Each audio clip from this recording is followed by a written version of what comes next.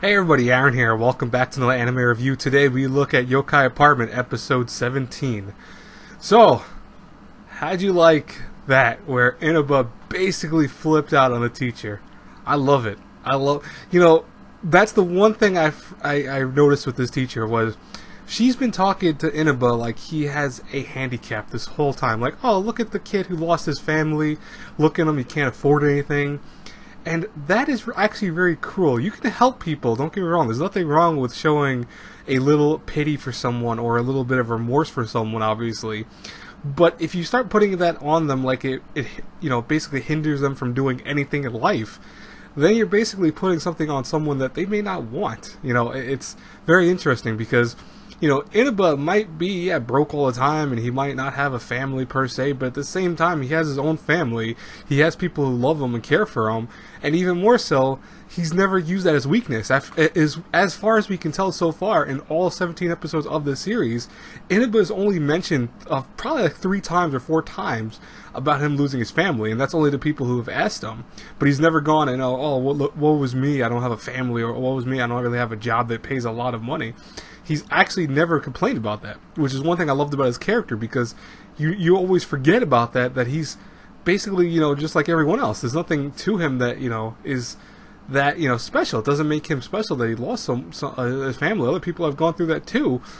But that's the point, because he's not trying to put himself in this like, oh, please notice me. I'm now more important than you are because I have such a hard background. No, he's not doing that.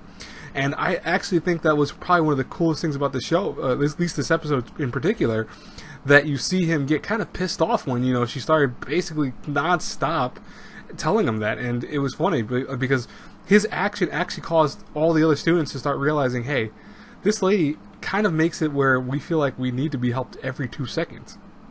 And so, like when she went to the group, I guess they were at a club event, she asked them, oh, hey, do you need help with this or that? I could always help and lend you a hand. They're like, no, we got this, don't worry, we're okay.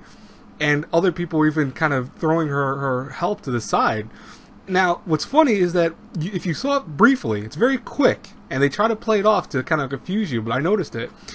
They try to play it off where it's like it doesn't affect her, but you can tell it actually does, where she gets kind of pissed off. She starts doing these little things with her hands, and her lips kind of curl up a little bit, but then she goes off and just starts going, oh, it's okay, I'm so happy that you're doing that, or whatever, or yeah, it's okay. She completely ignores it.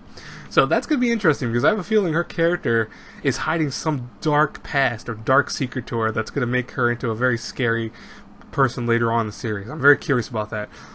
Meanwhile, we also get more of the other teacher too. We see more of his backstory a little bit.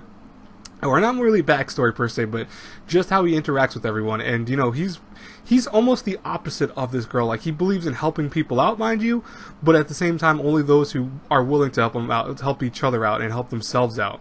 This can be seen when, when the girl teacher came up to Inaba and basically was saying all this stuff to him, and, he's like, listen, this kid, he has a nice trim collar, he's dressed nice, he's not lazy, etc. He's got, bone structure and all this, and it was kind of goofy the way he did it, but he's trying to basically proclaim to her that, hey, there's nothing wrong with him. He's okay. He's perfectly healthy. He's doing everything he needs to do. So it's interesting to see that from that flip side of things. But I really did enjoy this episode. I think it was awesome, and I hope you guys did too. As well as I hope you noticed the new intro, which even though I know it's not going to get a lot of views because of the fact that it's in this review of all things, that this is probably my weakest review series of the season. I did work pretty hard on this thing. I hope you guys like it. Tell me in the comments below if you do happen to see it. Anyways, I probably will switch out this one and the other one very often, because I don't want to always keep using the same one. I've decided I don't want to keep doing that. I feel like that's kind of a catch-22. Like, some people love it, some people hate it, etc. And I want someone to always kind of have a cool intro that they can look forward to too, because I know some people actually like the intros.